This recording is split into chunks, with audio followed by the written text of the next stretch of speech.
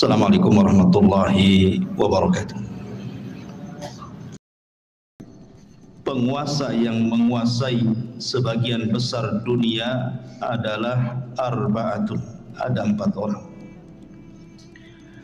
Mu'minani wa kafiran, 2 mukmin dan 2 kafir. Fal mu'minani, adapun yang 2 mukmin, Dzulqarnaini wa Sulaiman. Dzulqarnain dan juga Raja Sulaiman.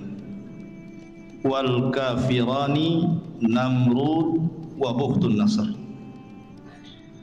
Dan yang kafir adalah Raja Namrud dan Bukhtun Nasr. Wa sayamlikuha khamisun min ahli baiti. Dan yang kelimanya, kelak yang akan menguasai dunia adalah dari keturunanku, kata Rasul. Siapa? Al-Imam Mahdi. Berarti dari sini ada 4 orang yang menguasai dunia. Pertama Dzulqarnain, yang kedua Sulaiman, yang ketiga Namrud, dan yang keempat Bukhtun Nasr. Dan yang kelima belum terjadi, karena terjadinya di akhir zaman. Al-Mahdi Muntadhar, yang banyak orang mengklaim dirinya sebagai Imam Mahdi. Yang terakhir seorang wanita, di mana ya? Di Garut atau di Cianjur gitu ya, bahwa katanya kedatangan Imam Mahdi sudah sampai di sana sehingga membuat gempa katanya. Di mana kok ada seorang wanita ngaku Imam Mahdi, ini ceritanya gimana? Imam Mahdi itu laki-laki, keturunan Nabi sallallahu alaihi wasallam. Taib, kita bagi 2 cerita Nabi Allah Sulaiman ini. Kisah yang pertama, kisah Nabi Allah Sulaiman di masa ayahnya masih hidup, Nabi Allah Daud alaihi salam. Kemudian kisah yang kedua, setelah wafatnya Nabi Daud. Bagaimana kisah 2 fase ini? Ma'asyiral muslimin yang dimuliakan Allah Subhanahu wa taala, Al-Quran menyebut Sulaiman 16 kali di 6 surat. Pertama dalam surah Al-Baqarah, kedua dalam surah Al-An'am, ketiga dalam surah Al-Anbiya, keempat dalam surah An-Naml, kelima dalam surah As-Saba, dan keenam dalam surah Sad. Inilah surat-surat yang menceritakan tentang kisah Nabi Allah Sulaiman. Di dalam Al-Quranul Karim, Allah Subhanahu wa ta'ala berfirman, wa warisa Sulaimanu Dawuda, dan Sulaiman mewarisi seluruh warisan Daud. Kalimat mewarisi bukan berarti warisan harta, karena Nabi SAW bersabda, nahnu ma'asyiral anbiya, kami para nabi, kata Nabi SAW, tidak pernah mewarisi harta.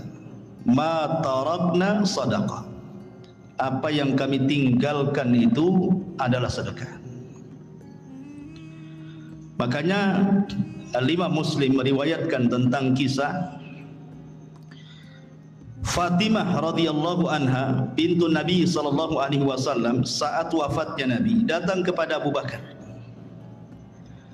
menuntut warisan dari ayahnya Nabi SAW.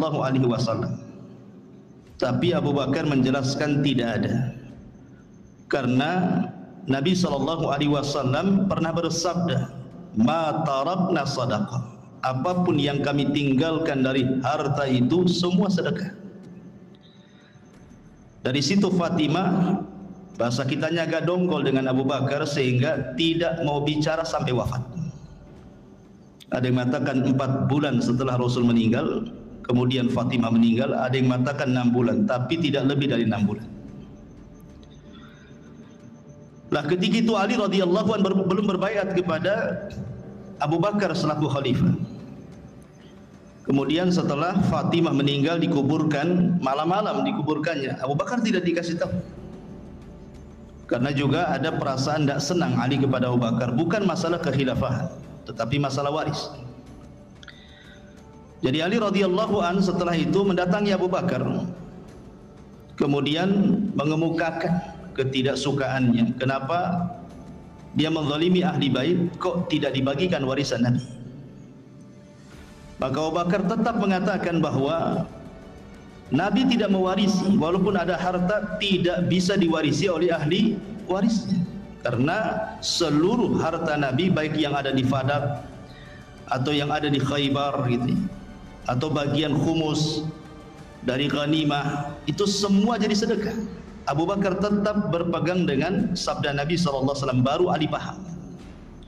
Setelah itu kemudian Ali berbaiat kepada Abu Bakar di tengah-tengah manusia, dan manusia pun senang karena Ali sudah akur lagi dengan Abu Bakar. Lah dari hadis yang dikeluarkan Muslim ini menunjukkan bahwa tidak ada satupun Nabi yang mewarisi harta kepada ahli warisnya. Lalu apa kalimat wa warisa Sulaimanu Daud di sini? Sulaiman mewarisi hartanya Nabi Daud? Bukan. Maksudnya Sulaiman mewarisi kerajaan dan juga kenabian, bukan harta.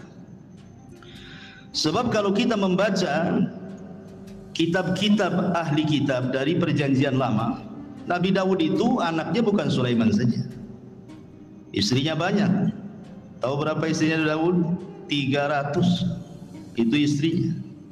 Kemudian selirnya 700. Anaknya banyak, tidak mungkin kemudian hartanya dikasih satu orang namanya Sulaiman saja kan. Ini menurut versi mereka seperti itu. Jumlah istrinya Nabi Daud 300, kemudian selirnya sampai 700. Antum berapa? Satu, cukuplah satu saja. Jadi yang diwariskan di sini adalah kerajaan dan juga kenabian. Dan inilah keutamaan Nabi Allah Sulaiman di antara seluruh para nabi Bani Israel, karena hanya ada 2 nabi, saya ulangi, yang mendapatkan 2 keutamaan yang tidak dimiliki Bani Israel atau nabi-nabi Bani Israel atau raja-raja Bani Israel. Sebab Bani Israel itu kalau jadi raja, raja saja, kalau jadi nabi, nabi saja.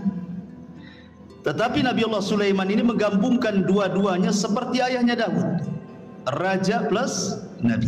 Itulah keutamaannya Nabi Allah Sulaiman alaihi salatu wassalam. Jadi di sini Sulaiman mewarisi kerajaan dan juga kenabian, bukan harta. Karena Allah Subhanahu wa taala memberikan kepada Sulaiman jauh lebih kaya dibandingkan ayahnya. Makanya ayahnya tidak disebut raja penguasa dunia, yang disebut justru Sulaiman. Di antara 4 raja penguasa dunia adalah Sulaiman, Dzulqarnain, Namrud, Bukhtun Nasr, dan kelak di akhir zaman Al-Mahdi Al-Muntadhar, Imam Mahdi yang ditunggu-tunggu kaum muslimin. Nabi Allah Sulaiman alaihi salatu wassalam meminta kepada Allah Subhanahu wa taala untuk dicerdaskan.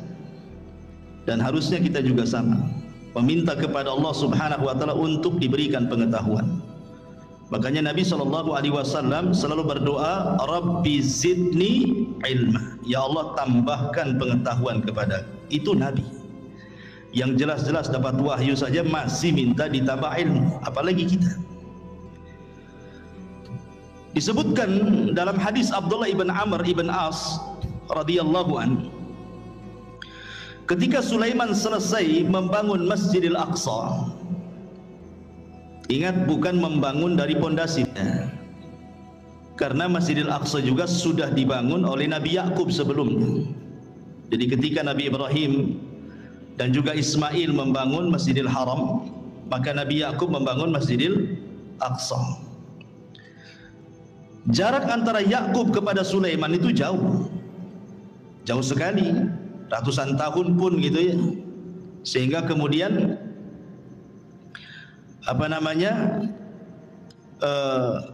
Nabi Allah Sulaiman alaihi salatu wassalam tidak sezaman dengan Nabi Yakub itu. Jadi Nabi Yakub itu Nabi Sulaiman itu bukan membangun dari dasar, tetapi Nabi Sulaiman alaihi salam hanya memperbaharui saja.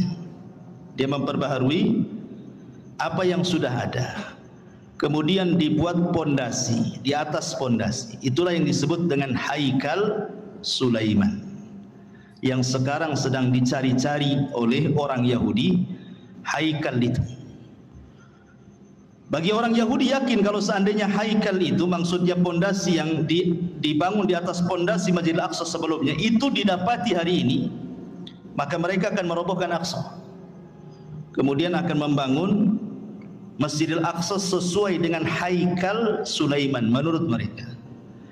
Kalau itu terjadi, katanya, itulah tanda kemenangan orang-orang Yahudi, karena di situ ketika mereka membangun Masjidil Aqsa sesuai dengan haikal Sulaiman, maka mereka berkeyakinan akan muncul Matius mereka, penolong mereka. Menurut kita maksudnya adalah Dajjal, tapi Dajjal menurut orang-orang Yahudi itu bagi mereka Matius, penolong mereka. Makanya ketika Dajjal muncul di akhir zaman, apa yang terjadi? Diikuti oleh 70.000 Yahudi Asfahan. Jadi Dajjal itu ditunggu-tunggu oleh mereka gitu ya. Baik. Nah, ketika selesai membangun Masjidil Aqsa, Nabi Sulaiman berdoa dengan 3 doa. Doa yang pertama, kata Nabi Allah Sulaiman alaihi salatu wassalam, sa'alallaha hukman yusadifu hukmahu wa mulkan la yanbaghi li ahadin min ba'di. Dia meminta kepahaman kepada Allah agar jangan sampai setiap putusannya ketika dia memutuskan sesuatu kepada Bani Israel kecuali sesuai dengan putusan Allah. Kemudian yang kedua, dia meminta kepada Allah Subhanahu wa taala agar kekuasaan yang dianugerahkan oleh Allah kepada Sulaiman jangan dimiliki siapapun setelahnya. Hanya Sulaiman saja yang punya. Makanya Nabi SAW ketika sedang sholat, kemudian diganggu oleh jin, syaitan, kemudian ditangkap, kemudian dicekik. Maka Rasul merasakan dingin air liur daripada jin syaitan ini. Kemudian Rasul mengatakan, kalau seandainya aku tidak ingat doa Sulaiman, wa mulkan la yanbaghi li ahadin min ba'di, kekuasaan yang tidak boleh dimiliki siapapun, sudah kuikat jin itu di tiang masjid supaya dilihat manusia dan dijadikan mainan, kata Rasul. Artinya dari sini bahwa Nabi Allah Sulaiman alaihi salatu wassalam meminta kepahaman kepada Allah agar jangan sampai putusannya salah. Jangan sampai putusannya salah, kalau bisa sesuai dengan putusan Allah Subhanahu wa taala. Makanya Allah kabulkan keinginan Sulaiman. Allah berikan Sulaiman berbagai macam mukjizat yang luar biasa. Nanti kita jelaskan. Baik, kita akan cerita fase di mana Nabi Sulaiman masih bersama ayahnya Nabi Allah Daud alaihi salatu wassalam berdasarkan Al-Quran dan hadis-hadis yang sahih saja.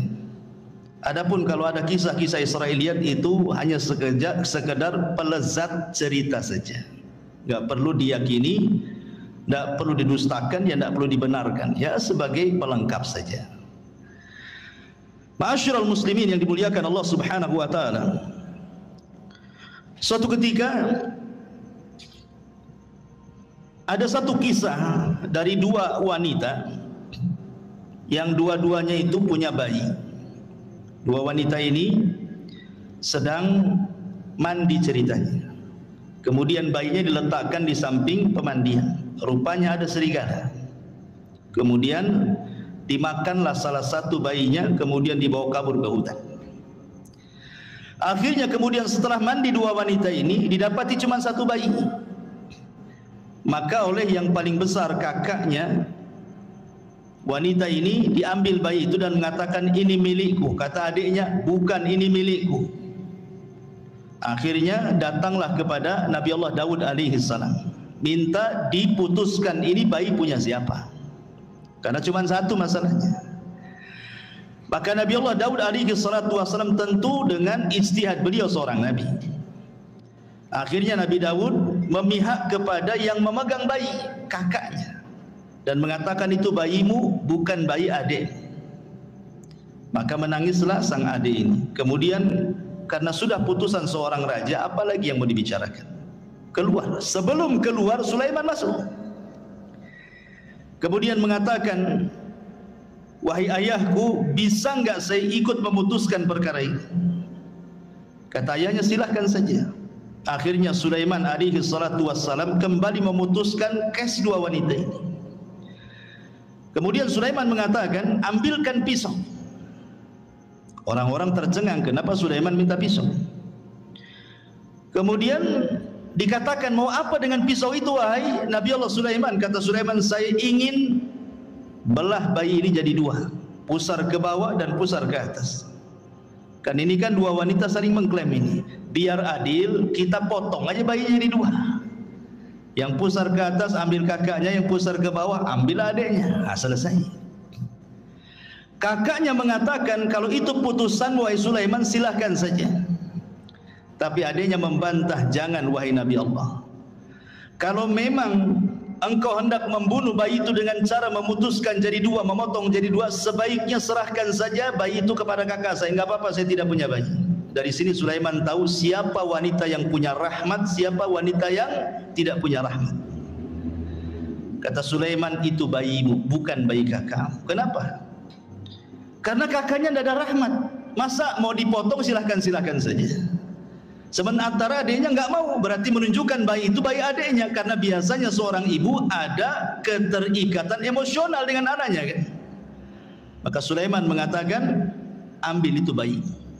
Dari sini Allah mengatakan, wa fahamna Sulaiman, kami berikan kepahaman kepada Sulaiman. Ini satu kisah. Kisah yang kedua, ini disebutkan di dalam Al-Quran surah Al-Anbiya ayat 78. Allah Subhanahu wa taala berfirman, wa Dawud wa Sulaimana idh yahkumani fil harthi idh nafashat fihi ghanamul qaumi wa kunna li hukmihim syahidin. Dan ingatlah kisah Daud dan Sulaiman, kata Allah, ketika keduanya memberikan putusan mengenai ladang, karena ladang itu dirusak oleh kambing-kambing milik kaumnya, dan kami menyaksikan keputusan yang diberikan oleh mereka. Bagaimana kisahnya? Jadi Bani Israel ini, yang satu punya kebun, yang satu punya kambing. Ini kambing-kambing ini tidak dijaga oleh pemiliknya, masuklah ke kebun orang, dirusaknya kebun itu. Dimakanlah daun-daunan, ladang-ladang yang baru saja ditanam, dirusak, semua dirusak. Namanya kambing gak berakal. Nah, kalau orang suka ngerusak ya kayak kambing ini, gak berakal.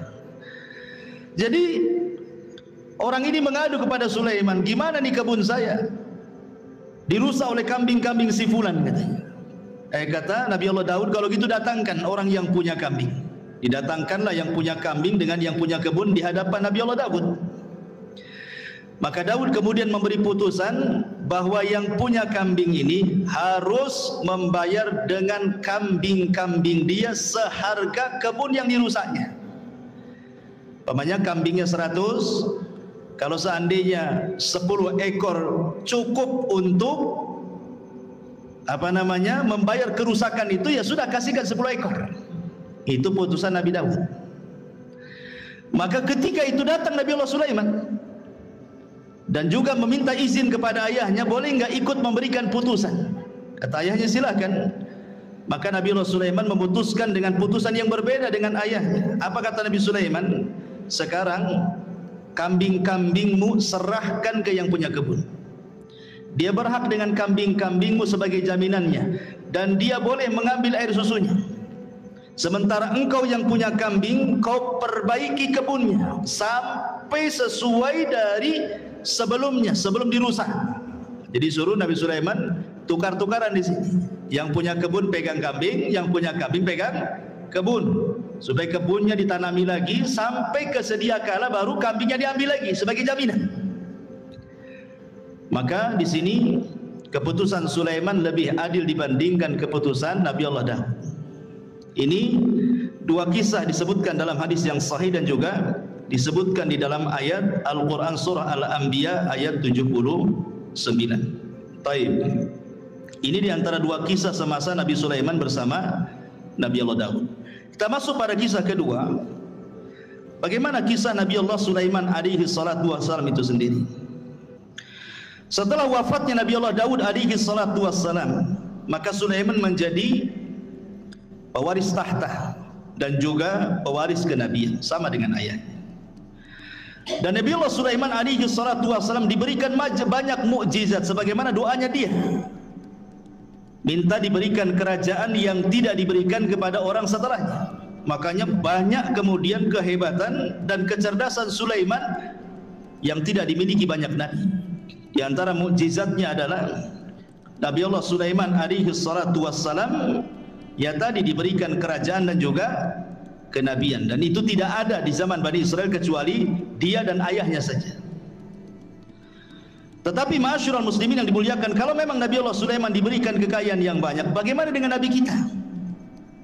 Kita bandingkan dengan Nabi SAW. Kita tidak hendak membanding-bandingkan Rasul dengan Sulaiman atau Sulaiman dengan Rasul, tidak.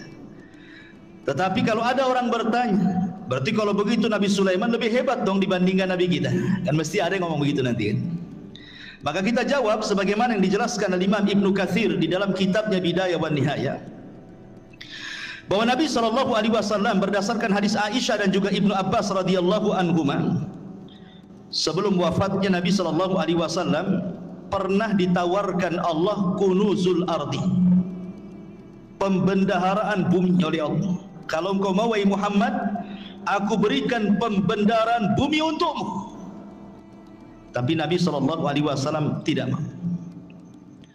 Bahkan saat wafatnya datang malaikat, kan Jibril datang menawarkan tentang kunuzul ardi, kau tetap diberikan hidup yang panjang kemudian bumi diserahkan kepadamu, ataukah engkau memilih untuk kembali kepada Rafiqil A'la di sisi Allah Subhanahu wa taala. Rasul enggan memilih dunia, tapi Rasul memilih meninggal karena ingin berjumpa dengan kawan-kawannya di mana? Di Rafiqil A'la. Artinya kalau seandainya Rasul meminta untuk hidup, tentu Rasul pun sama akan diberikan kekayaan yang pernah Allah anugerahkan kepada Sulaiman. Itu maknanya. Ini yang pertama. Kemudian yang kedua, Nabi Allah Sulaiman diberikan mukjizat muhadatsatu ma la yantiq. Nabi Sulaiman itu mampu berbicara dengan makhluk-makhluk Allah yang tidak bisa bicara. Ya, umpamanya dengan batu, dengan pohon dan yang semacamnya. Itu Sulaiman paham dengan bahasa-bahasa mereka. Maka ini pun sama juga dengan Nabi SAW.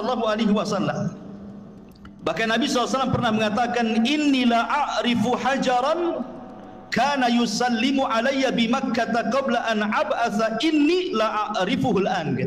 Apa kata Rasul? Sebelum Rasul SAW diangkat jadi Nabi, Rasul itu pernah kemudian lewat di sebuah tempat di Mekah. Rupanya ada yang mengucapkan salam, Assalamualaikum ya Muhammad. Tapi Rasul melihat ke samping, tak ada pula orang.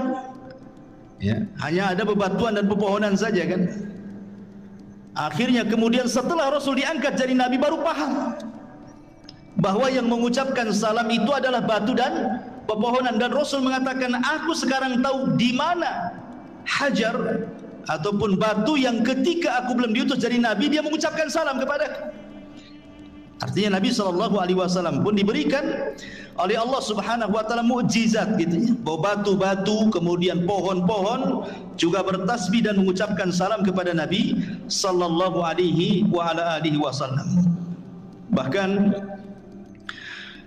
diriwayatkan dari Abi Sufyan dan dia Talha ibn Nafi' dari Anas bin Malik radhiyallahu an, jaa Jibril ila Nabi sallallahu alaihi wasallam dzata yaumin wa huwa jalisun hazinun qad hadaba bid-dima min darbati ba'di ahli Makkah. Jadi suatu ketika Rasul dipukuli ahli Makkah sampai berdarah. Jibril datang untuk menghibur Nabi sallallahu alaihi wasallam. Itulah bagaimana Nabi sallallahu alaihi wasallam luar biasa dalam berdakwah, di permulaan dakwah sampai dipukuli oleh orang Mekah sampai berdarah juga. Maka Jibril mengatakan, atuhibbu an urika ayah. Jadi Jibril ingin menenangkan kesedihan Rasul. Maukah aku tunjukkan kepadamu kuasa Allah? Maka Rasul mengatakan, na'am, tentu. Fanadhara ila syajaratin min wara'il wadi. Maka kemudian Jibril menatap satu pohon di balik lembah. Faqala, maka Jibril katakan, ud'u tilka syajarata fada'aha. Kau panggil saja pohon itu, maka pohon itu akan tercabut dari akarnya dan akan berjalan dan akan menghadap kamu, katanya.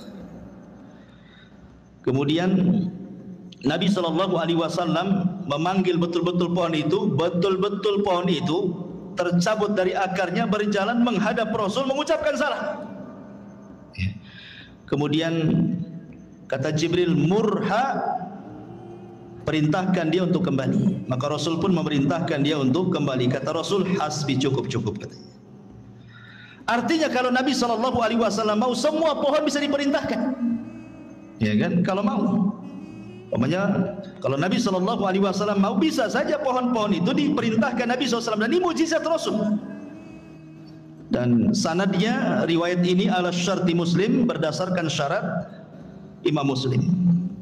Kemudian yang ketiga di antara mukjizat Nabi Allah Sulaiman, taskhirur riyah sakharahallahu li Sulaiman. Jadi Sulaiman mampu menundukkan angin. Tentu ada sebabnya kenapa Nabi Allah Sulaiman mampu menundukkan angin, ikhwan. Jadi suatu sore Nabi Sulaiman itu, dan itu disebutkan di dalam Al-Qur'anul Karim ketika kita bicara tentang kuda Sulaiman. Jadi Sulaiman itu suka dengan kuda perang. Jadi sore hari itu Sulaiman saking senangnya dengan kuda-kuda itu, karena kan Sulaiman ahlul jihad. Tentu di zaman itu tidak ada kendaraan untuk perang melebihi kuda. Kalau di zaman sekarang ya ada pesawat, ada tank, macam-macam kan itu ya. Zaman dulu ya kuda saja, itu binatang yang paling hebat di dalam berperang.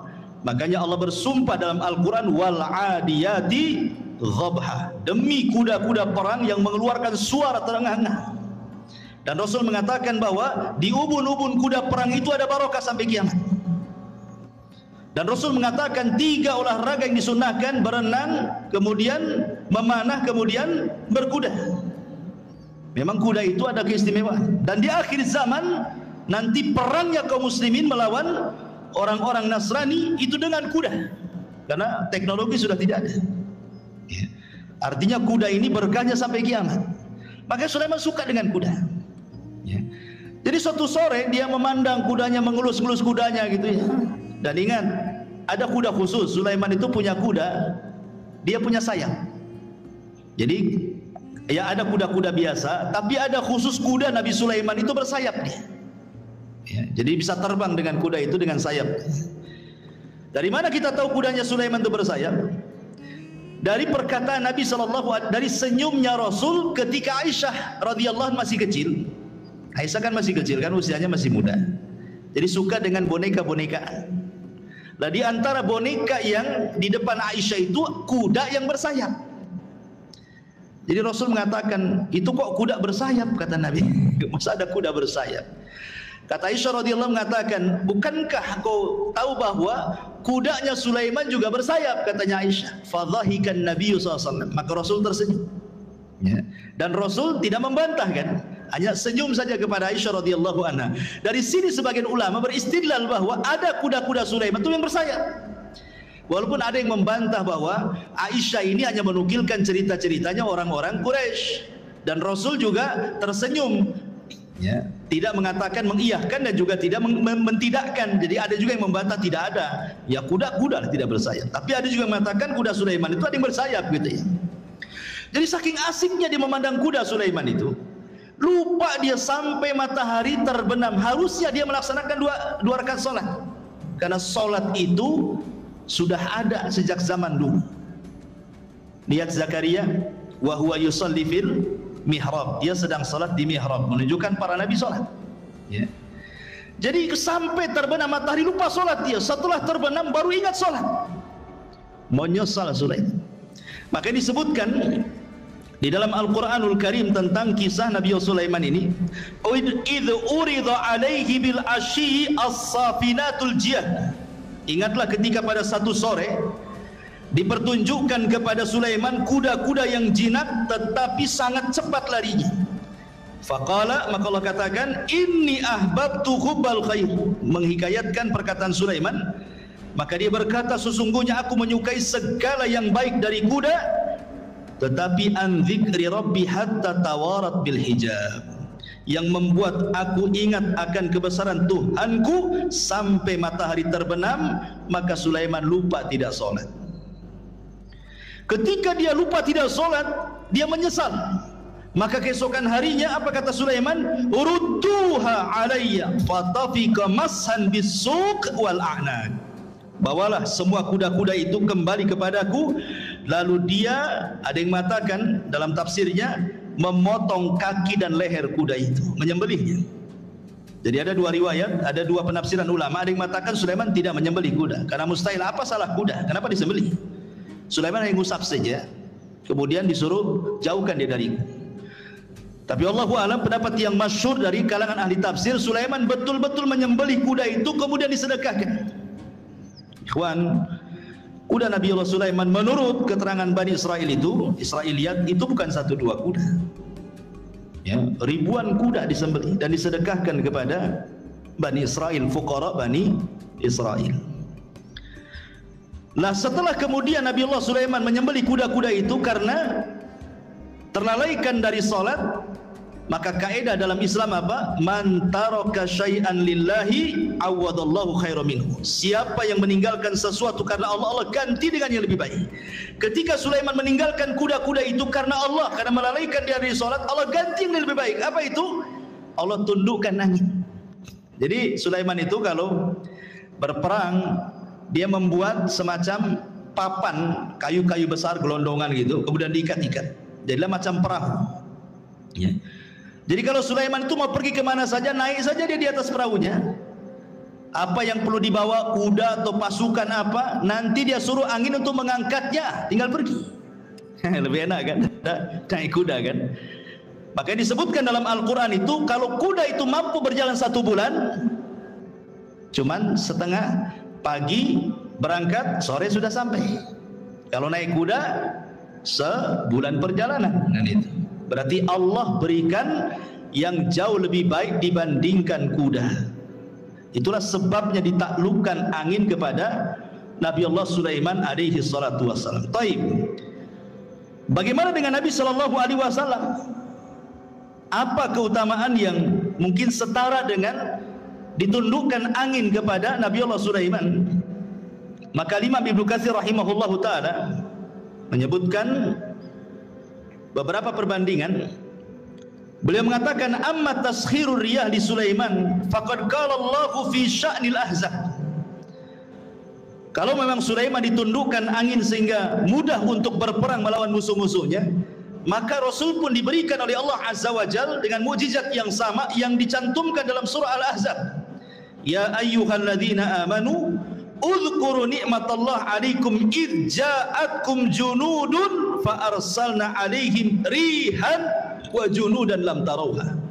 Wahai orang-orang yang beriman, ingatlah nikmat Allah atas kalian ketika kami datangkan tentara-tentara kami, kata Allah, dalam bentuk angin, dan juga tentara-tentara yang tidak dilihat, maksudnya malaikat. Ya.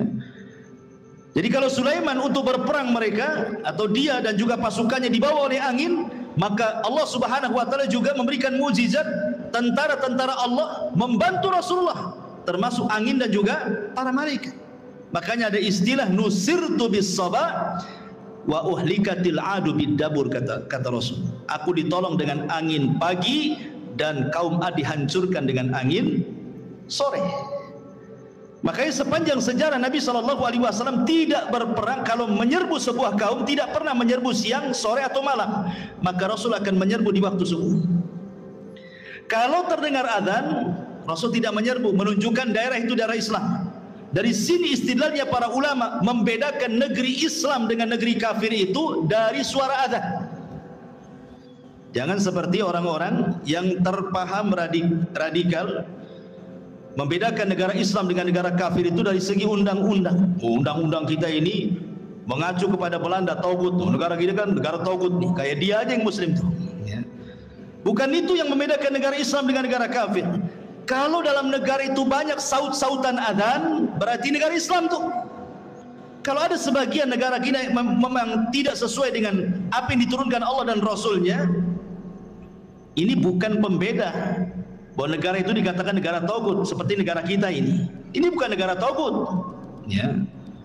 Kita ini negara Islam, walaupun sebagian undang-undangnya tidak mengacu kepada Islam. Kenapa? Berdalil dengan hadis tadi. Kalau Nabi SAW mendengar suara azan, Rasul tidak menyerah, Rasul pulang. Tapi kalau Rasul tidak mendengar suara azan, berarti negeri kafir itu diserang sama Nabi. Berarti kalau masih dengar suara azan bersaut-saut, apalagi negeri kita luar biasa, bukan dari masjid saja. Musola besar, sampai ringtone handphone pun suara azan. Apalagi gitu ya. Ma'asyiral muslimin yang dimuliakan Allah Azza wa Jalla, kembali. Jadi Nabi SAW juga dikuasakan angin oleh Allah sehingga menghancurkan perang Ahzab itu, perang luar biasa ikhwan.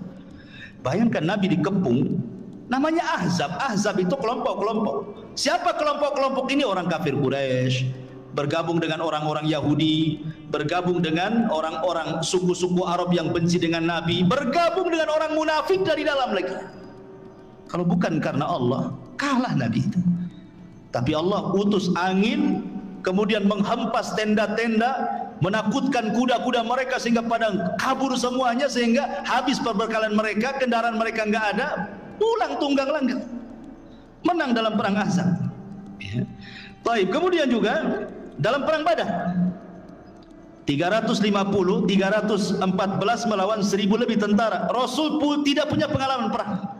Sahabat yang dibawa pun bukan sahabat pilihan, karena dalam perang Badar itu tidak ada tuntutan sahabat ikut, karena memang tujuannya bukan perang. Tujuannya mau mengambil hartanya Abi Sufyan yang dari Syam menuju ke Mekah. Untuk apa? Sebagai pengambil hak. Dulu mereka hijrah ke Madinah, hartanya diambil orang Quraisy. Sekarang orang Quraisy lagi dagang tuh, maka dagangannya mau diambil sebagai ganti apa yang sudah mereka ambil.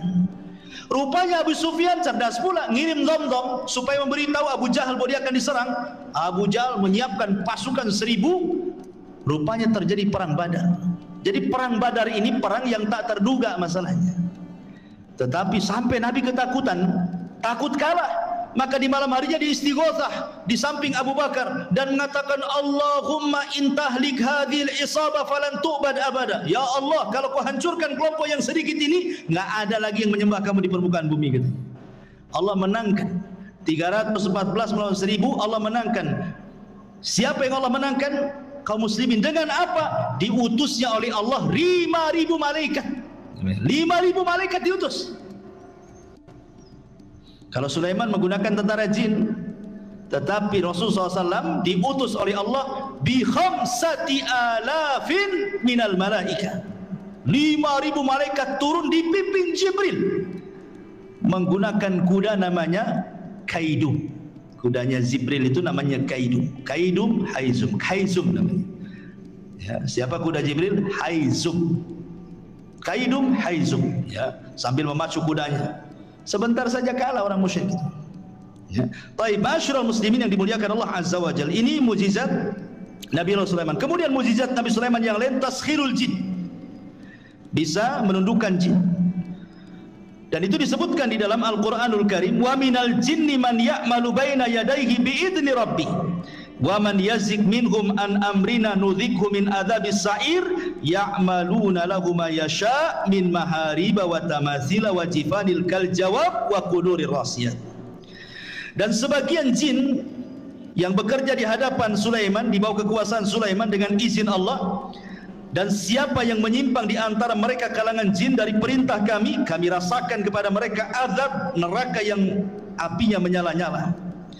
Maka para jin bekerja untuk Sulaiman sesuai dengan apa yang dikehendakinya. Di antaranya membuat gedung-gedung tinggi, patung-patung, piring-piring besar seperti kolam dan periuk-periuk yang tetap berada di tungkunya. Jadi membuat periuk besar, kuali yang tidak bisa diangkat kecuali jin. Saking besarnya kuali itu untuk masak. Ya. Bahkan sebagian mereka dirantai jin-jin itu. Karena ada jin-jin itu yang mereka tidak nurut, makanya perlu dirantai dan diawasi. Ya, kalau punya proyek Sulaiman itu membuat gedung-gedung besar, maka Sulaiman akan duduk mulai dari terbit sampai terbenam matahari. Bagaimana jin itu bekerja? Sehina itulah jin di mata Sulaiman. Ya, karena itu mukjizatnya Sulaiman bisa menundukkan jin. Baik. Ma'asyiral muslimin yang dimuliakan Allah Azza wa Jalla, maka Nabi SAW pun sebenarnya kalau tidak teringat dengan doa Sulaiman, tentu dia pun bisa menundukkan jin, kan itu. Kan tadi sudah saya ceritakan Rasul ketika sholat diganggu oleh syaitan, dari matakan iblis, langsung iblis yang mengganggu. Kemudian dicekik oleh Nabi. Kemudian dia meniatkan untuk mengikat di tiang masjid. Kemudian Rasul teringat dengan doa Sulaiman. Wa mulkan la yang bagi dia hadi min ba'di. Bahwa tidak boleh ada orang yang punya kekuasaan sepeninggalku. Ketika Rasul ingat ini, Rasul melepasnya. Ya. Artinya bahwa Nabi SAW juga bisa menundukkan atas izin Allah Subhanahu wa taala kalau Rasul mau, kan gitu. Tapi Rasul teringat doanya Nabi Sulaiman. Makanya Rasul kemudian melepaskan. Jadi ini juga di antara mukjizat Nabi SAW. Lebih-lebih kalau di bulan Ramadan, apa yang terjadi? Sufidati syayatin. Ya, Nabi SAW diberikan kabar gembira oleh Allah Subhanahu wa taala, "Idza ja'akum Ramadan futihat abwabul jannah wa ghuliqat abwabun niran wa sufidati syayatin." Pintu surga dibuka, pintu neraka ditutup, setan-setan diikat semua. Ditundukkan oleh Allah Subhanahu wa taala untuk nabinya apabila datang bulan Ramadan. Ya. Kemudian juga di antara mukjizat Nabi Allah Sulaiman adalah fahmu lughatil hayawan. Sulaiman paham dengan bahasa binatang. Contoh ketika Nabi Sulaiman ini menyiapkan pasukan besar untuk menyerang, kemudian lewat ke sebuah lembah. Di lembah itu ada pasukan semut. Tiba-tiba kemudian salah satu semut atau pimpinan semut mengatakan, "Ya ayyatuhan namlu dukhulu masakinakum la yakhtimannakum Sulaiman wa junuduhu wa hum la yash'urun." Hei pasukan semut, kata pimpinan, segera kalian masuk ke rumah-rumah kalian. Sebentar lagi Sulaiman dan pasukannya mau datang. Jangan sampai menginjak kalian kemudian mati dan mereka tidak sadar. Lihat husnudzonnya semut kepada Sulaiman dengan kalimat tidak sadar. Artinya kalau kalian terinjak itu bukan karena kesalahan mereka, karena mereka tidak sadar menginjak kalian, itu maksudnya. Itulah husnudzonnya binatang. Binatang aja bisa husnudzon sama orang. Kita ini suudon saja sama orang gitu. Enggak ada husnudzonnya aja. Ini juga kemudian Sulaiman mendengar dari kejauhan. Dia paham bahasa semut. Apa yang terjadi?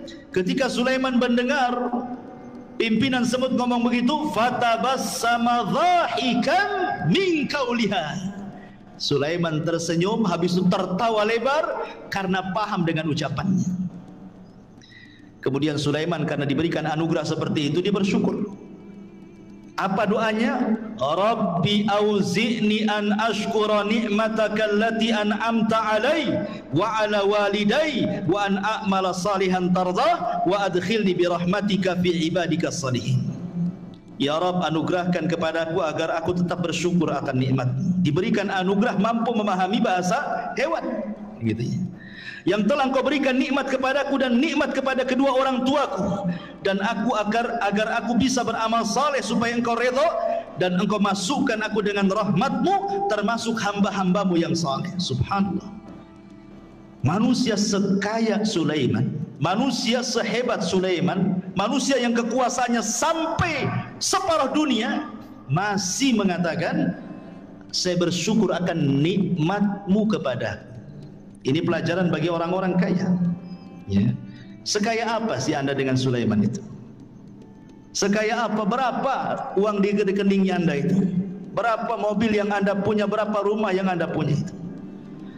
Tapi kenapa kemudian proses seperti yang difirmankan Allah, kalla innal insana la yatgha an ra'ahus taghna. Ternyata kekayaan itu sirru tughyan, rahasia bejatnya orang. Kata Allah, sekali-kali jangan seperti itu. Terkadang ada orang yang melampaui batas ketika Allah bukakan kekayaan kepadanya. Sulaiman masih bersyukur. Beda pula dengan Qarun.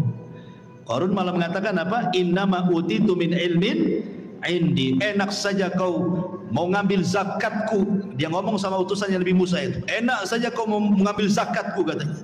Ini harta aku yang dapat.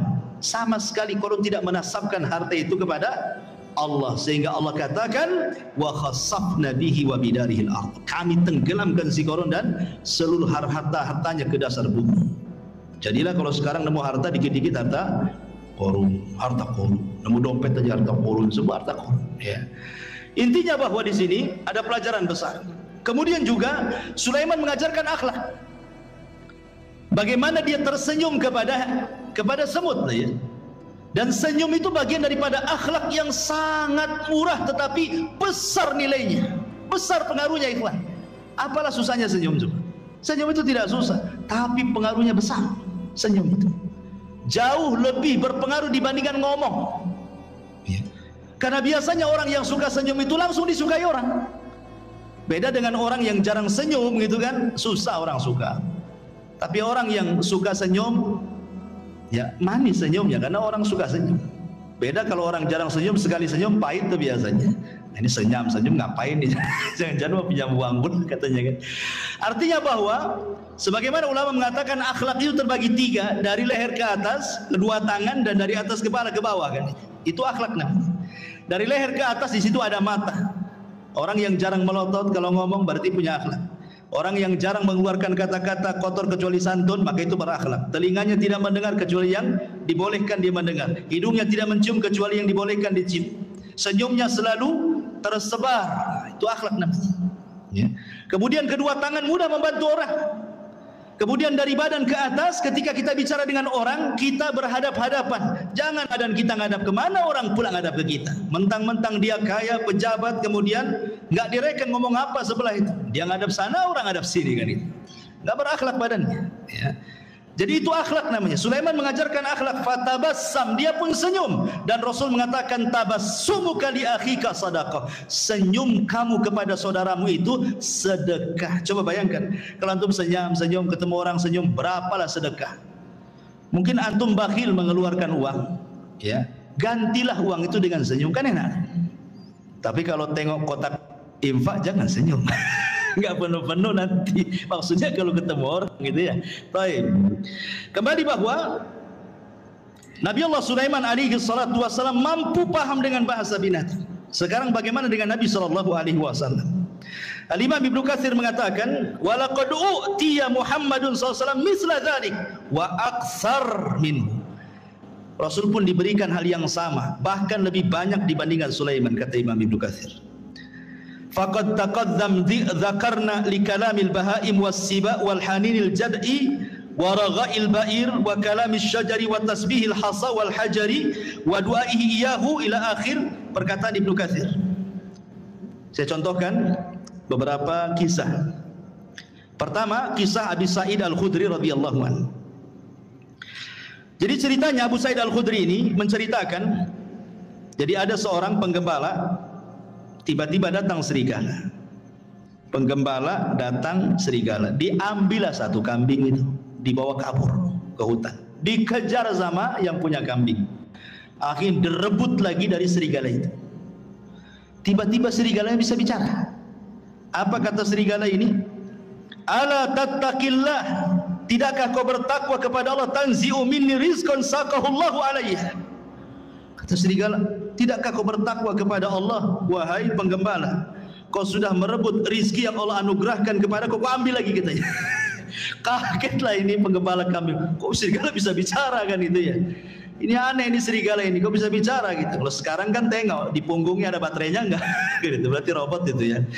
Nah, kemudian orang ini mengatakan, ya ajbah dzambun yukallimuni kalaman insi. Saking herannya penggembala ini mengatakan, Kok kamu bisa bicara seperti manusia, katanya. Maka serigala ini mengatakan, ala ukhbiruka bi'ajabi min dhalik. Kata serigala, nggak perlu heran. Mau nggak aku habarkan dengan yang lebih ajaib dibandingkan ini, kata serigala ini. Apa itu? Kata serigala ini, Muhammadun sallallahu alaihi wasallam bi Yathrib yukhbirun nas bi amba'i ma qad sabaq. Kamu tahu orang namanya Muhammad yang ada di Yathrib, kata serigala itu.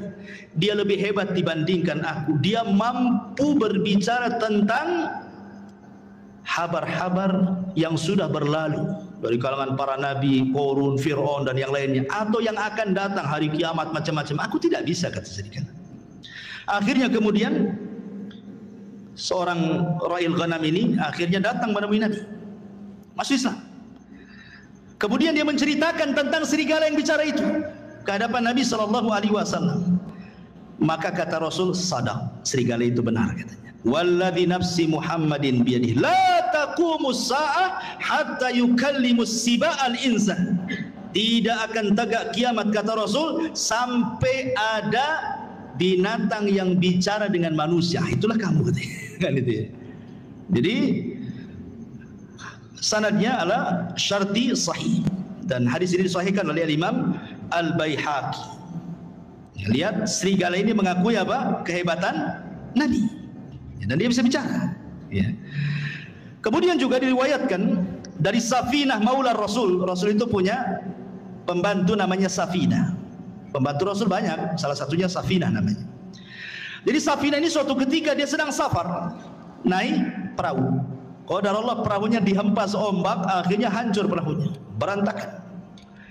Tetapi Allah takdirkan dia selamat dengan satu kayu yang sisanya itu dia ngambang sampai dibawa ke antah berantah. Tiba-tiba dia nyasar di sebuah pulau.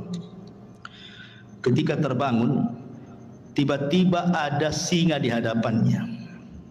Fawajada fihal asad, ada singa di hadapannya. Faqala lahu, maka si Safinah ini ketakutan dengan singa itu. Singa, dia pun lagi lelah, baru saja terdampar, nggak punya tenaga, mau lari gimana? Sementara singa sudah di hadapannya. Berteriaklah Safinah ini, apa teriakannya? Dia mengatakan, ini, kata Safinah ini, sesungguhnya aku adalah sahabat Nabi SAW. Ini Safinah maula Rasulillah. Aku Safinah pembantu Rasulullah, aku sahabat Rasul, katanya. Tiba-tiba menjinaklah singa ini. Kemudian fadharaba mangkibi, tiba-tiba kakinya singa menepuk bahunya dia, seolah-olah ngajak pergi. Maka akhirnya ketika melihat jinak, maka hilanglah ketakutan Safinah, akhirnya mengikuti singa ini kemana arahnya. Rupanya singa ini kemudian mengarahkan ke jalan pulang.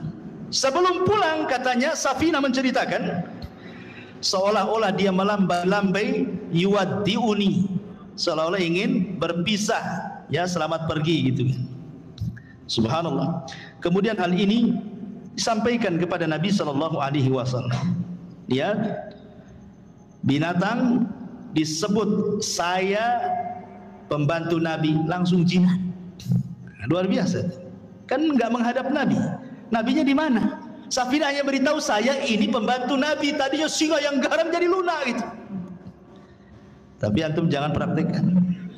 Masuk ke kandang singa, saya umat Nabi, apa nggak diterkam? Ya. Jadi ini menunjukkan ikhwatul fillah muliakan Allah Azza wa Jalla, bagaimana singa itu tunduk dengan hanya ucapan saya adalah khadimun Nabi. Luar biasa. Ya. Ini juga disebutkan Imam Ibnu Katsir dalam kitabnya Al-Bidayah wa Nihayah. Kemudian juga disebutkan dari Abdurrahman ibn Abdullah ibn Mas'ud, dari bapaknya, dia mengatakan, kunna ma'a Rasulillah SAW fi safarin famararna bi syajaratin fiha farha hamratan fa akhadnahuma. Kata Abdurrahman ibn Abdullah ibn Mas'ud, dari bapaknya, dia berkata, kami pernah safar bersama Rasul dalam peperangan. Tiba-tiba kami ini melihat ada burung cantik di atas pohon, cantik sekali. Kemudian naiklah salah seorang kami, diambilnya telurnya itu, diambil telur burung itu. Tiba-tiba fa'aja'at al-hamrah ila Rasulillah sallallahu alaihi wasallam. Maka induknya datang burung ini. Kemudian menghadap Nabi sallallahu alaihi wasallam seolah-olah dia menceritakan bahwa ada kehilangan telurnya ini. Maka Nabi SAW langsung membariskan pasukan dan mengatakan man faja'a hadza bi farkhaiha. Siapa yang menyakiti anak burung ini, katanya. Kok Rasul tahu gitu ya? Ya, Rasul kan tidak tahu. Yang tahu apa? Burung. Melapor kepada Nabi sallallahu alaihi wasallam. Maka Rasul mengatakan rudduhuma, balikan anaknya. Kemudian dalam riwayat rudduhu rahmatan biha, kembalikan. Kalian harus punya kasih sayang. Ya. Sahabat mengembalikan. Artinya bahwa kalau Nabi SAW juga diberikan oleh Allah Subhanahu wa taala mukjizat yang sama, paham dengan bahasa binatang, sampai Imam Ahmad meriwayatkan dari musnadnya kisah tentang Anas bin Malik radhiyallahu anhu. Bahwa suatu ketika Anas bin Malik radhiyallahu anhu masuk bersama Rasul di haid min haidil Ansar, di ganggang kota Ansar, kota Madinah, ya. Apa yang terjadi? Kata Anas bin Malik radhiyallahu anhu, tiba-tiba datang seekor ghanamun fasajadat lahu. Tiba-tiba lari seekor kambing, sujud pula di hadapan Nabi. Ya. Sahabat nengok, ada kambing sujud di hadapan Nabi. Maka faqala Abu Bakar mengatakan, Rasul, kalau kambing yang tidak berakal ini sujud, harusnya kami yang sujud, katanya.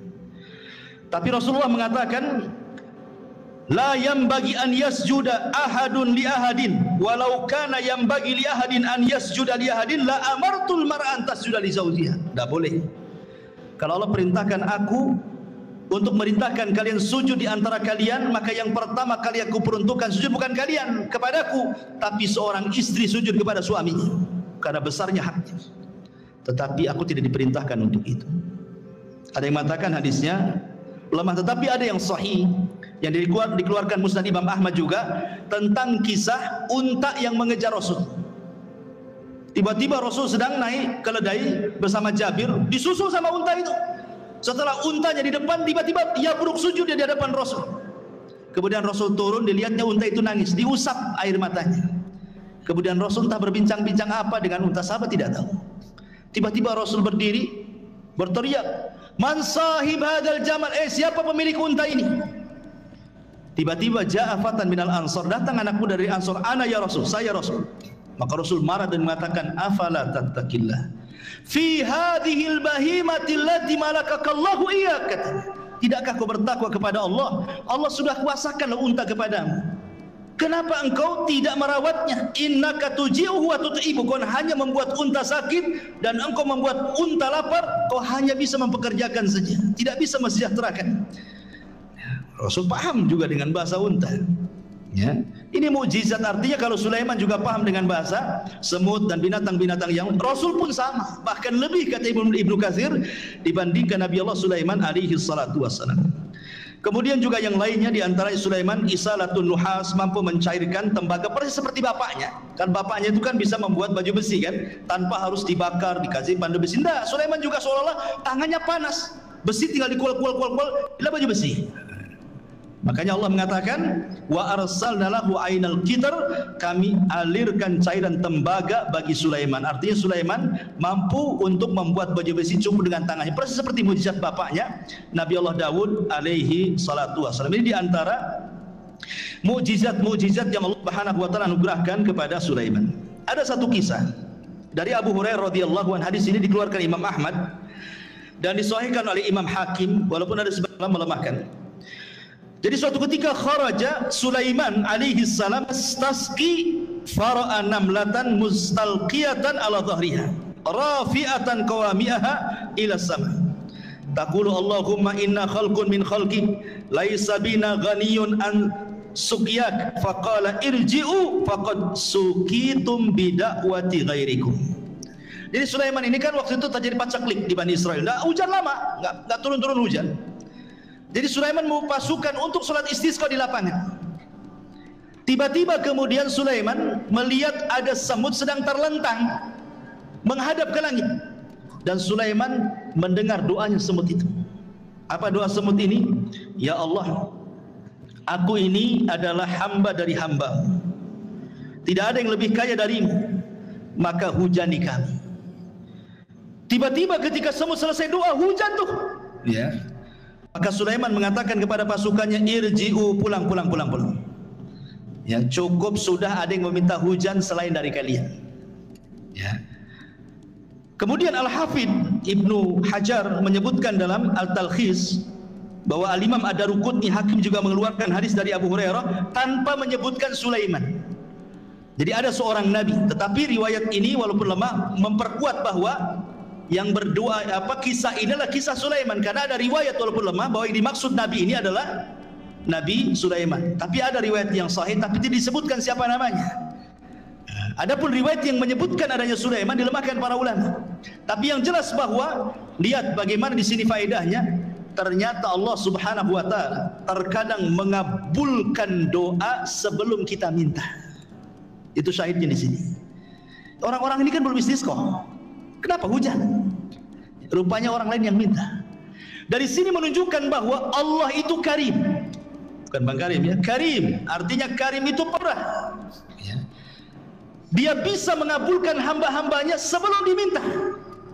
Dan itu bentuk malunya Allah Azza wa Jalla. Karena di antara sifat Allah itu adalah Hayyun Karim. Allah itu zat yang maha pemalu dan juga pemurah.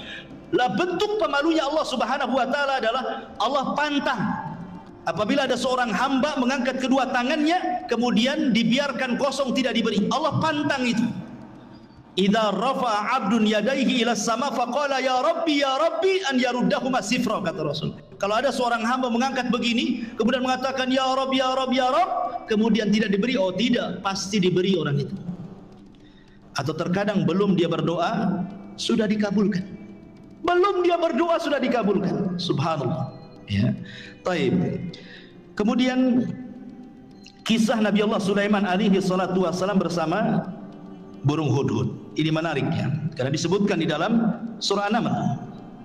Ma'asyiral muslimin yang dimuliakan Allah Azza wa Jalla. Jadi suatu ketika Nabi Sulaiman ini sedang mempersiapkan pasukan besar. Bayangkan pasukan Sulaiman ini jin, manusia, binatang, kemudian di atasnya burung terbang. Jadi nggak pernah terkena sengatan matahari. Sulaiman itu senantiasa dinaungi oleh burung-burung. Jadi kemana saja, mau di padang pasir, mau di mana nggak kepanasan kan? Karena burung di atasnya masalahnya kan itu. Jadi suatu ketika mempersiapkan barisan itu, hudhud pula tak ada di situ. Mana hudhud? Dan burung hudhud itu adalah muhandis Sulaiman. Disebutkan dalam sejarah Israiliyat bahwa dia itu muhandis, seorang insinyur. Jadi hudhud yang diceritain ini seorang insinyur. Jadi terkadang nih Sulaiman nih kalau mau berangkat ke sebuah tempat, maka yang mengekar dari atas langit itu burung hudhud. Entah di depan ada jurang kah, entah di depan ada air, ada sungai, ada laut, nanti dikasih tahu tuh. Ya, karena Sulaiman tidak tahu yang gaib, ya kan? Jadi besar sekali memang jasanya hudhud itu kan. Makanya ketika tidak ada, Sulaiman marah. Kemana hudhud ini? Awas saja, kata Sulaiman, ngancam Sulaiman. Kalau dia datang dan tidak membawa alasan, la u'adzibannahu adzaban syadidan aw la adzbahannahu aw la ya'tiyani bisultanin mubin, katanya. Kalau dia datang tidak bawa alasan, ku siksa dengan siksa yang berat, atau ku sembelih dia, atau ku maafkan kalau bawa alasan, katanya. Ternyata famakatha ghaira ba'id. Ternyata hudhud sudah datang. Dari mana coba hudhud itu? Rupanya hudhud dari Yaman. Sulaiman di mana? Di Palestina. Sebegitu cepatnya itu terbangnya hudhud itu. Satu di Palestina, satu di Yaman. Cemana terbangnya itu? Menunjukkan hudhud ini diberikan kemampuan oleh Allah kan gitu. Kemudian melapor, aku punya alasan kenapa aku tidak ada, kata hudhud. Apa kata hudhud? Dia mengatakan, inni wajadtu faqala ahattu bima lam tuhit bihi wajituka bi min saba'in binaba'in yakin inni wajadtu imra'atan tamlikuhum wa utiyat min kulli syai'in wa laha arsyun azim, katanya. Wahai Sulaiman, wahai rajaku, tunggu dulu ya. Aku punya pengetahuan yang kau tidak punya. Ini menunjukkan Sulaiman tidak tahu yang gaib. Kalau dia tahu yang gaib tentu tidak akan ancam-ancam hudhud ya. Jadi Nabi itu tidak tahu yang gaib. Hatta Sulaiman yang banyak mujizatnya sekalipun tidak tahu yang gaib.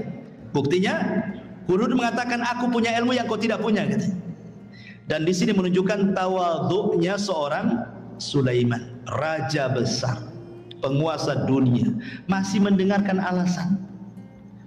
Enggak diktator dia. Kalau diktator main cincang aja lah kan gitu ya. Jadi tawadhu Sulaiman. Kalau punya alasan ngomong bahasa kita ya kan.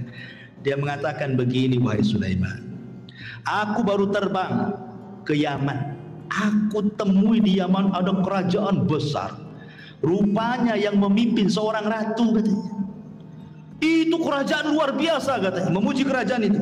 Masalahnya, kata Hudhud, mereka ini wajadtuha wa qaumaha yasjuduna lisyamsi min dunillah wa zayyana lahumus syaitanu a'malakum fasaddahum anis sabil fahum la yahtadun. Tapi sayang, wahai Nabi Allah, dia dan kaumnya menyembah matahari, bukan Allah yang disembah. Dan setan sudah menyesatkan mereka, menghalangi jalan Allah, dan mereka tidak dapat petunjuk, katanya. Subhanallah. Hudhud membawa risalah apa? Risalah tauhid, menunjukkan bahwa semua hewan tidak suka kesyirikan. Kalau anda tahu, semua hewan tidak suka kesyirikan. Orang yang melakukan kesyirikan itu dibenci hewan. Lihat Hudhud di sini. Dia menyampaikan soal kesyirikannya kerajaan Ratu Balqis itu. Ya, jadi kalau ada orang yang melakukan kesyirikan, bukan kita ahli tauhid saja yang tidak suka, burung pun tidak suka.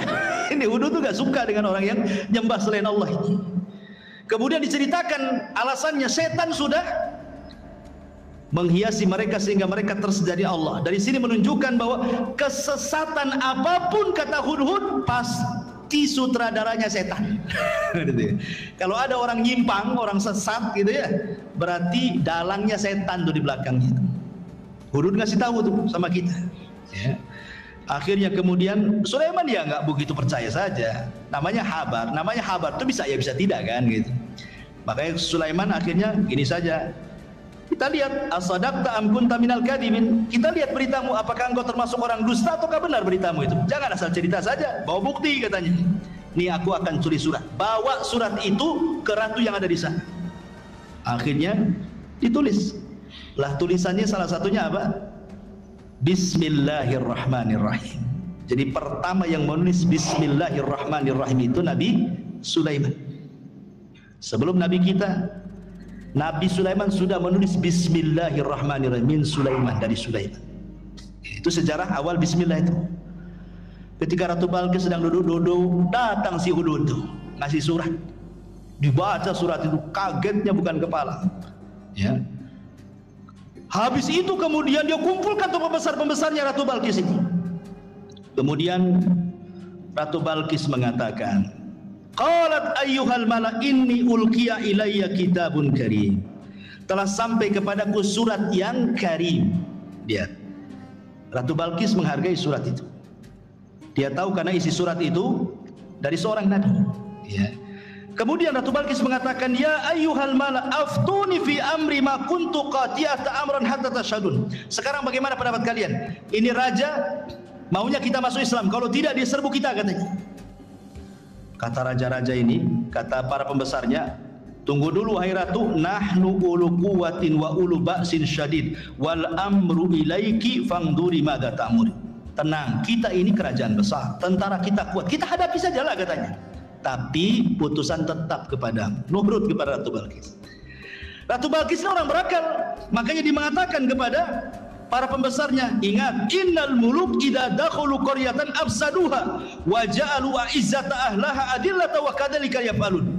Ingat, siapapun negerinya, manapun negerinya, kalau sudah diserang musuh, pasti orang mulia akan jadi hina.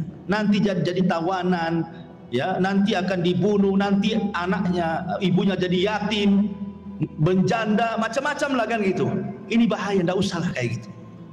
Gini sajalah, kata Ratu Balqis, dia kan ngaku nabi. Gimana kalau seandainya kita kirim hadiah banyak-banyak saja?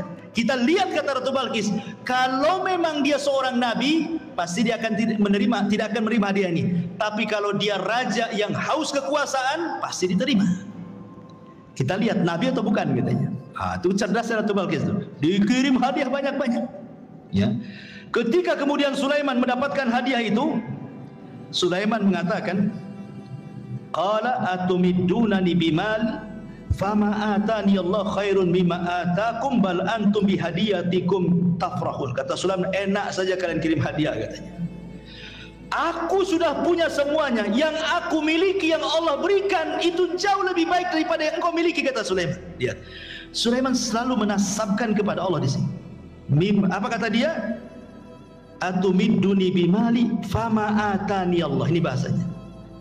Yang Allah berikan kepadaku, kata Sulaiman, jauh lebih baik dibandingkan yang Allah berikan kepada kalian, hai Balqis, katanya. Begitulah seorang muslim, harusnya apapun nikmat sekecil apapun nasabkan ini dari Allah, gitu maksud. Ini Sulaiman orang kaya, penguasa, tapi masih menasabkan kepada Allah terus, kan itu. Kita sudah kere, sudah miskin, ini uang saya, enak saja suruh sedekah, kan. Masyaallah muslimin yang dimuliakan Allah Azza wa Jalla. Akhirnya kemudian Ratu Balqis sedikit ngeper juga. Ternyata seorang nabi, karena Sulaiman sudah tahu siapa dia, kan itu ya. Dan Sulaiman tahu bahwa Ratu Balqis akan masuk Islam. Dari mana tahunya?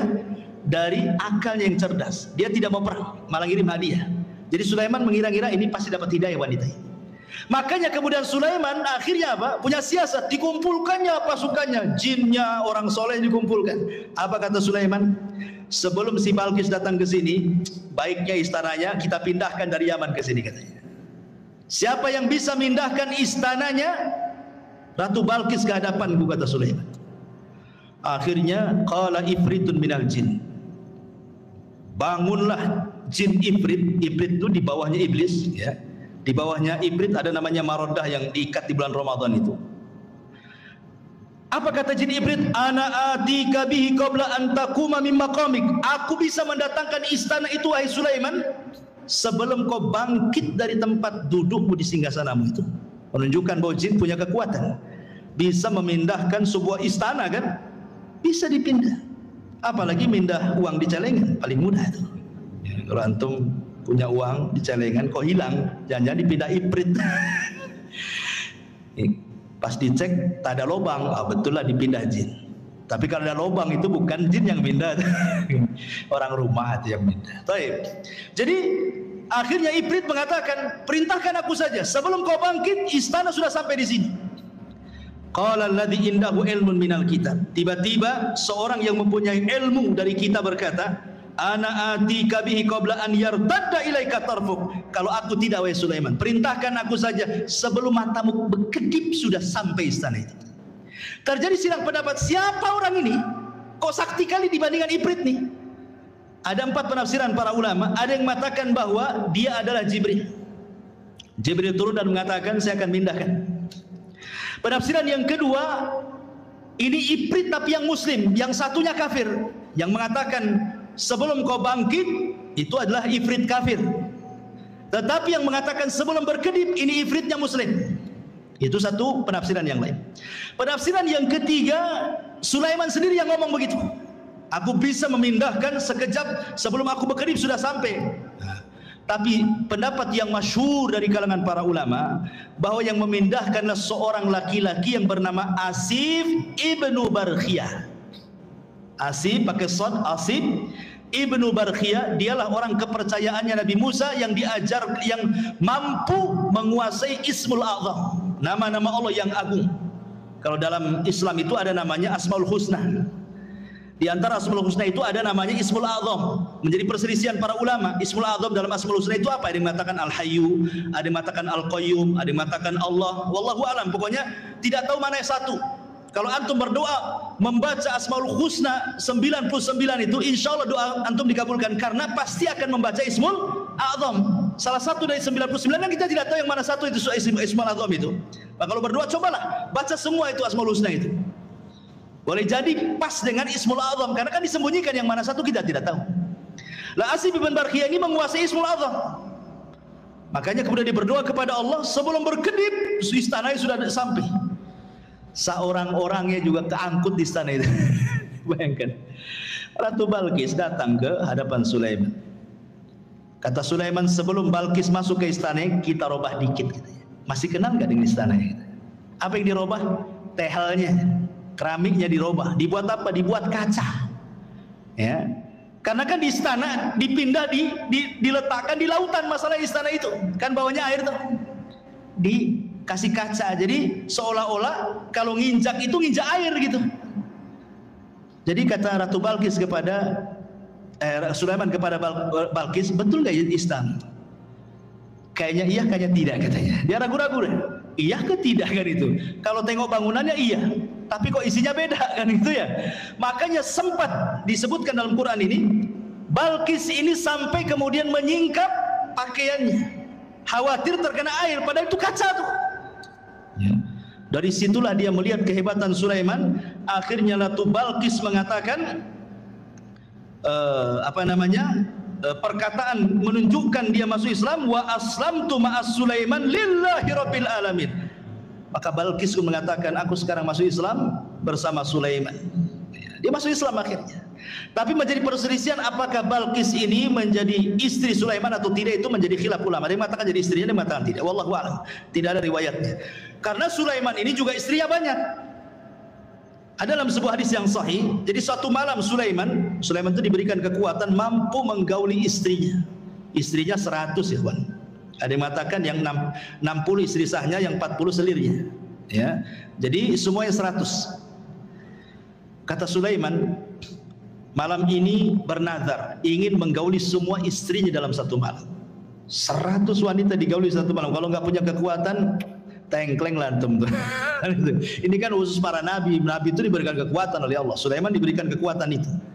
Kemudian Sulaiman bernazar, aku ingin gauli dalam satu malam ini semua istri-istriku, dan aku berdoa kepada Allah setiap istriku mengandung punya anak, dan kujadikan semuanya tentara di jalan Allah untuk berperang, katanya. Itu Sulaiman. Itu nadarnya.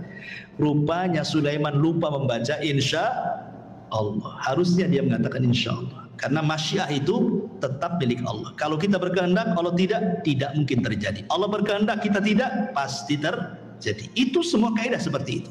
Harusnya Sulaiman mengucapkan insya Allah. Maka malam itu digilir semua istri-istrinya. Rupanya tidak ada yang mengandung kecuali satu.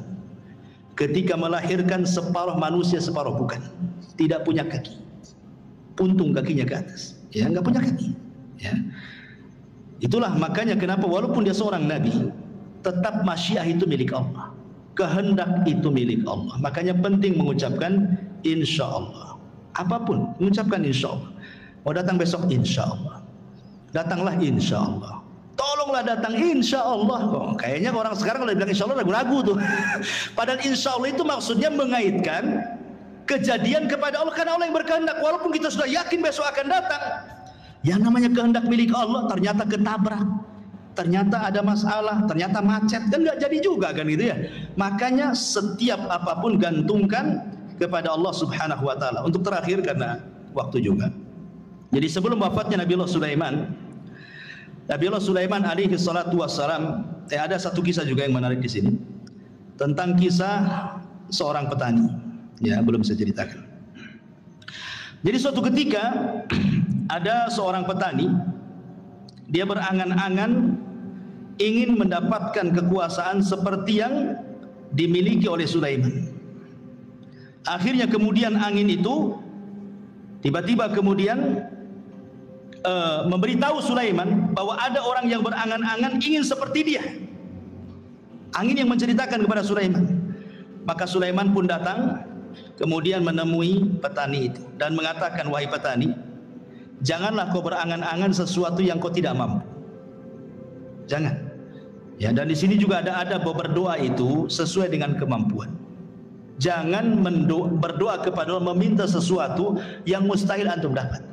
Walaupun kita tahu bahwa bagi Allah tidak ada yang mustahil. Tapi kan kita melihat kenyataan. Ya, umpamanya antum ini hanya kerja ya gaji mungkin pas-pasan, serabutan, tukang bangunan ke ojek online atau apa gitu kan. Berdoa, ya Allah, jadikan aku presiden, umpamanya kan. Buatkan aku istana besar. Ya mustahil juga. Bagi Allah tidak mustahil, tapi kan kita tahu kemampuan kan. Ya, seperti orang ini kan meminta kepada Allah supaya diberikan seperti yang diberikan kepada Sulaiman kan. Maka Sulaiman mengatakan, janganlah meminta sesuatu kecuali yang engkau mampu. Kata Sulaiman, demi Allah, tasbihnya engkau satu kali, la tasbihatun wahidatun, kata Sulaiman, khairun minad dunya wa ma fiha. Kau cukup bertasbih, subhanallah, itu lebih baik dibandingkan dunia dan isinya, kata Sulaiman. Subhanallah ya, keistimewaan tasbih ya, subhanallah. Baik, jadi sebelum wafatnya Sulaiman tadi saya sudah jelaskan, Sulaiman membangun Masjidil Aqsa. Kemudian berdoa kepada Allah Subhanahu wa taala dengan 3 doa. Ya, salah satunya doanya apa? Supaya Sulaiman diberikan hukum yang tidak menyelisih hukum Allah. Yang kedua, agar kerajaannya yang sudah dikuasai jangan diberikan kepada orang yang setelahnya. Yang ketiga, siapapun yang datang ke Masjidil Aqsa tidak berniat kecuali untuk sholat, keluar seperti bayi yang dilahirkan tidak punya dosa. Kata Rasulullah, adapun yang 2 sudah dikabulkan. Adapun yang ketiga, aku hanya mengharap Allah mengabulkannya. Kenapa? Karena Rasul sudah sholat di Baitul Maqdis ketika Isra Mi'raj. Kan itu ya. Dia ingin dikabulkan yang ketiganya. Dan yang terakhir, kisah wafatnya Sulaiman. Jadi ketika Nabi Allah Sulaiman alaihi salatu wassalam mendekati ajalnya, dia meminta kepada Allah Subhanahu wa taala agar kewafatannya Nabi Sulaiman ini jangan sampai diketahui bangsa jin yang sedang bekerja. Karena memang walaupun demikian kan yang bekerja kepada Sulaiman bukan jin muslim saja, jin kafir banyak. Dan mereka harus ditunggu. Makanya Nabi Sulaiman itu kalau menunggu jin-jin kafir sedang bekerja itu mulai dari terbit matahari berdiri di singgasananya sampai terbenam matahari. Jadi betul-betul mereka diawasi terus 24 jam. Jadi suatu ketika Sulaiman ini sedang memegang tongkat. Kemudian Allah takdirkan datang malaikat maut mencabut nyawa Nabi Allah Sulaiman. Lama Sulaiman itu tidak dijelaskan dalam sejarah berapa lama dia duduk di singgasananya sambil bertelekan kepada tongkatnya gitu. Ya, sambil tongkat. Jadi yang menjadikan jasad Sulaiman tidak jatuh karena ada tongkat yang dipegangnya. Entah berapa lama, wallahu alam, tidak dijelaskan, Quran tidak menjelaskan, hadis juga tidak menjelaskan gitu. Yang jelas tiba-tiba tongkat itu dikerumuni oleh rayap, kemudian memakan tongkat itu sedikit demi sedikit. Akhirnya kemudian tongkat itu pun patah, lemah, hancur, Sulaiman terguling. Ketika Sulaiman terguling, maka jin-jin mengatakan, kalaulah kami tahu yang gaib Sulaiman itu sudah mati, tentu kami tidak dihinakan seperti ini. Dari sini menunjukkan bahwa jin tidak tahu yang gaib. Ya. Lah ketika Sulaiman meninggal dunia, ingat ketika di zaman Nabi Sulaiman itu kan banyak dunia perdukunan ya. Sebelum Sulaiman diutus itu kan dunia perdukunan di mana-mana. Ya. Makanya Allah utus Sulaiman untuk memberantas dunia perdukunan. Makanya diutus Asif ibn Barkhiyah tadi untuk mengambil semua buku-buku dukun-dukun itu.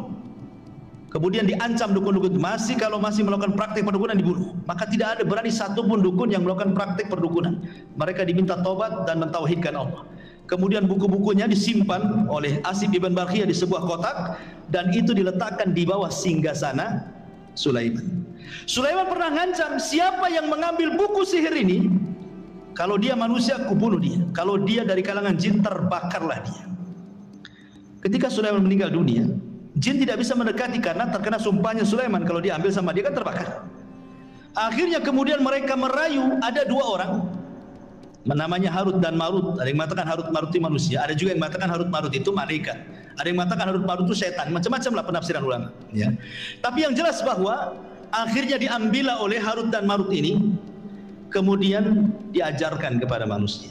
Harut Marut sudah mengatakan ini tidak boleh diajarkan kepada kalian. Kalau kalian bisa belajar ini bisa kufur masalahnya. Sehingga ada sebagian orang Yahudi tidak mau belajar, tapi ada juga yang tetap belajar. Akhirnya kemudian tersebarlah kesyirikan sihir kembali setelah Sulaiman wafat. Ya. Lah, jin ini, iblis ini yang kemudian menghasut orang-orang untuk mengambil buku sihir di bawah singgasana Sulaiman mengatakan, kalian tahu nggak? Kenapa Sulaiman bisa menundukkan angin, bisa menundukkan ini itu macam-macam? Dia itu punya sihir. Kalau kalian tidak percaya, itulah di bawah singgasananya ada buku-bukunya.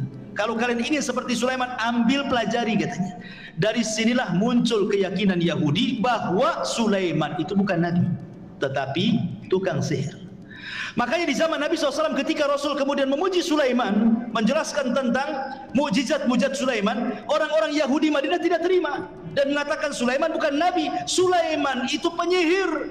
Ketika itulah turun surah Al-Baqarah 102, wattaba'u ma tatlus syayatin ala mulki Sulaiman wa ma kafara Sulaiman walakinna syayatina kafaru yu'allimuna an-nasa sihra ila akhiril ayat. dan mereka mengikuti apa yang dibacakan oleh setan-setan di zaman kerajaan Sulaiman. Sulaiman tidak kafir, artinya Sulaiman tidak mengajarkan sihir. Lalu siapa yang mengajarkan sihir itu? Setan-setan itulah yang mengajarkan sihir. Jadi kita katakan bahwa Sulaiman itu nabi, tapi orang Yahudi mengatakan dia sihir, penyihir. Nauzubillah.